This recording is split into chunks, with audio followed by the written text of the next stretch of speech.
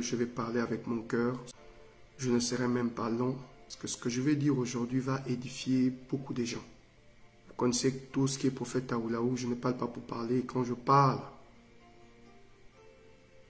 c'est que j'ai entendu quelque chose. Alors ce matin, déjà il faut dire que je n'ai pratiquement pas dormi parce que le Seigneur parlait à mon cœur par rapport un peu à ce qui se passe un peu au Gabon, à l'actualité qui se passe. Et il y a quelque chose que l'Esprit de Dieu a déposé dans mon cœur. Vous savez que quand je vous dis j'ai reçu, c'est que j'ai vraiment reçu. Pour les personnes qui me suivent, qui suivent mon actualité, vous savez au plus profond de votre cœur que je ne suis pas quelqu'un qui falsifie les prophéties pour m'attirer le buzz. Mais je peux vous rassurer que si je viens ce matin devant vous, c'est que Dieu m'a vraiment parlé. Depuis tous ces temps, je regarde un peu tout ce qui se passe sur les réseaux sociaux. Vous avez vu, je ne me suis pas prononcé parce que ce n'est pas une affaire de suivisme. Non, c'est une affaire de conviction et de révélation. Et le Saint-Esprit a commencé à parler à mon cœur par rapport un peu à l'atmosphère de l'Église, par rapport à l'atmosphère du pays. Et Dieu a ramené mon cœur sur la nouvelle génération. Vous savez, Dieu nous a fait la grâce d'avoir les pères au Gabon. Dieu nous a fait la grâce d'avoir des aînés. Mais la grande question que je viens à poser à toute cette génération, est-ce que nous respectons les pères?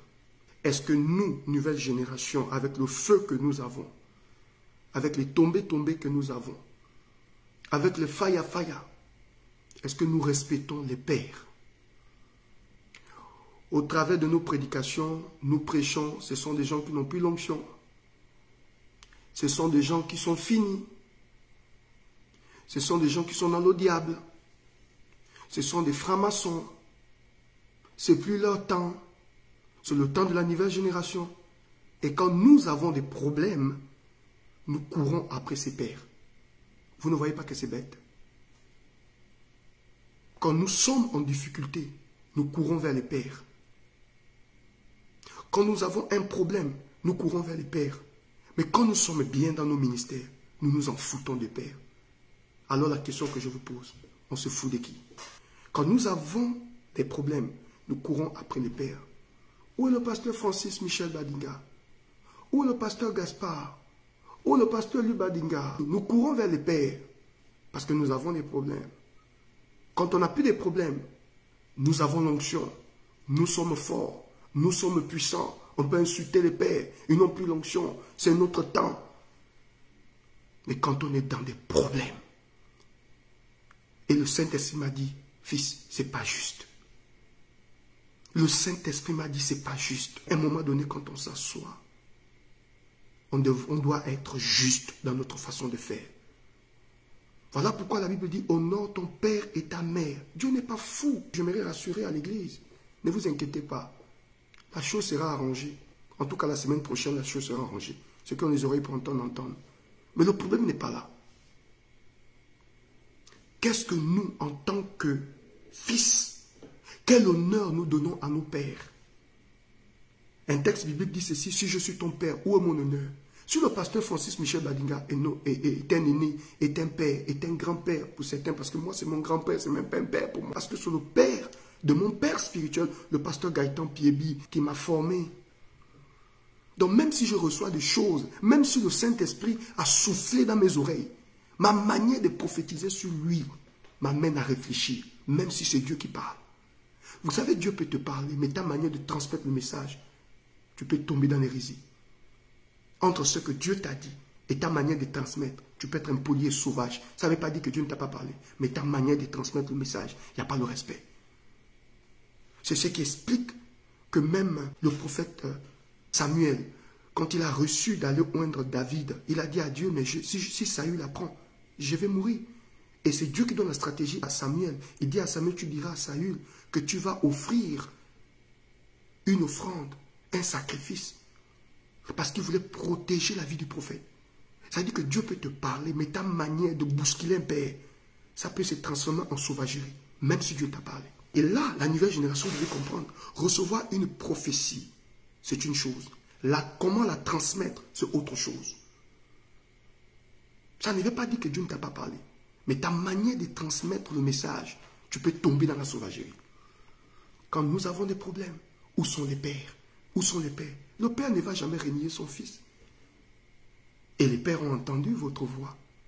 Les pères ont écouté, parce que je vois beaucoup des hommes de Dieu qui s'exhibent. Où sont nos pères avec sauvagerie? On n'a pas les pères dans ce pays. L'église est en danger. Vous respectez les pères? Nous ne respectons pas les pères. Arrêtez ça, les gars. Quand vous êtes dans vos ministères, ça brille, il y a le feu. Vous ne respectez pas les pères. Du papa Francis est notre père. Où est son honneur? Parce que nous estimons que nous avons le Saint-Esprit, nous estimons que nous avons la jeunesse, nous estimons que nous avons le feu, nous estimons que nous avons déjà l'argent. Il y a la foule devant nous, la foule nous monte à la tête, nous devenons fous. Parce que le Père n'a pas la même foule que nous, parce que le Père n'a pas la même audience que nous, mais un Père reste un Père. Et un enfant n'honore pas son Père quand il est dans les difficultés. Un enfant honore son Père, respecte son Père. Et quand il est dans des problèmes, le Père réagit. Le Père ne laissera jamais son fils. Dieu sait combien de fois les pères se sont battus depuis hier par rapport à l'actualité que vous connaissez au Gabon. Je viens ici pour parler à cette nouvelle génération. Je vous en supplie. Quand vous demandez au Père d'intervenir, il faut un peu de respect. On ne parle pas au Père avec arrogance. On ne demande pas au Père d'intervenir dans certaines situations avec arrogance. J'ai même vu quelqu'un dire, où sont nos pères? Mais mon Dieu, vous êtes des sorciers. En même temps, on traite les pères de sorciers, des féticheurs, des rosoquiciens. En même temps, on a besoin d'eux. Où allons-nous? C'est quoi cette manière de fonctionner? On n'a plus la sagesse. Voilà pourquoi je crois qu'au Gabon, le plus important, ce n'est pas de libérer quelqu'un. Le plus important, c'est de mettre une structure. Tirer les oreilles aux enfants. Et je décide d'aller au ciel, pas en enfer. Et donc, j'ai fait un travail personnel sur moi. Et je ne parle pas ici pour exhiber que je suis le plus saint. Mais quand je viens parler, c'est parce que derrière nous, il y a une multitude de gens qui nous écoutent. Dieu m'a dit, dis à la nouvelle génération de respecter les aînés. Même si tu apprends qu'un aîné n'a plus l'onction, selon toi, il n'a plus l'onction, Dieu l'a chassé, Dieu l'a perdu, il n'y a plus l'onction, c'est toi qui as maintenant l'onction, c'est bon. Mais quand tu es dans des problèmes, pourquoi tu appelles celui qui n'a plus l'onction?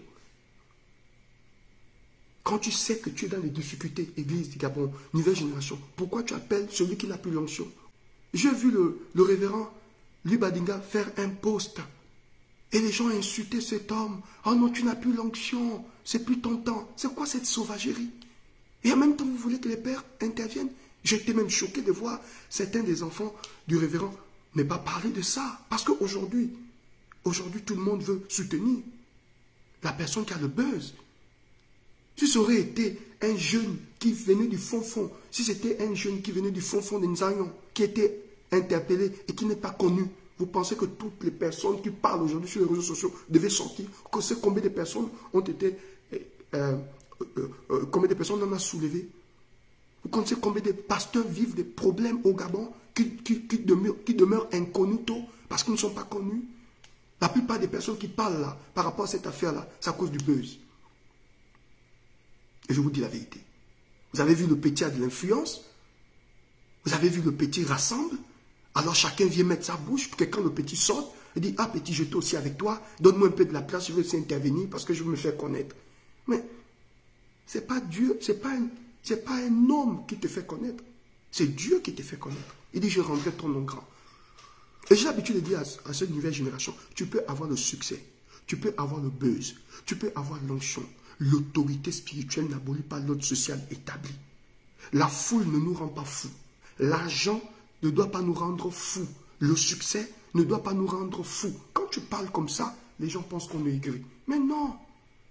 Parle comme ça, les gens pensent que tu es contre quelqu'un. Mais non. Mais les pasteurs inconnus, les petits pasteurs inconnus qu'on attrape tous les jours, qu'on interpelle tous les jours, vous connaissez l'existence de ces pasteurs. Qui a parlé pour ces pasteurs? Qui a fait un poste pour ces pasteurs? Il faut arrêter ça. Ce qui se passe aujourd'hui avec notre frère, Dieu lui-même il est derrière, il sait ce qui se passe. Quand il sortira de là-bas, s'il a une chose à rectifier, il rectifie. Il va rectifier le tir. Nous sommes là en train de grandir. Personne ne veut la mort de qui que ce soit. Il a été interpellé. Quand il sortira de là-bas, lui-même il va conclure. Ce que les enquêteurs diront à ses oreilles, il va écouter. Ça ne sert à rien d'exhiber les choses. Personne ne veut la mort de qui que ce soit. Et là, je veux m'adresser avec tout le respect que je dois au Père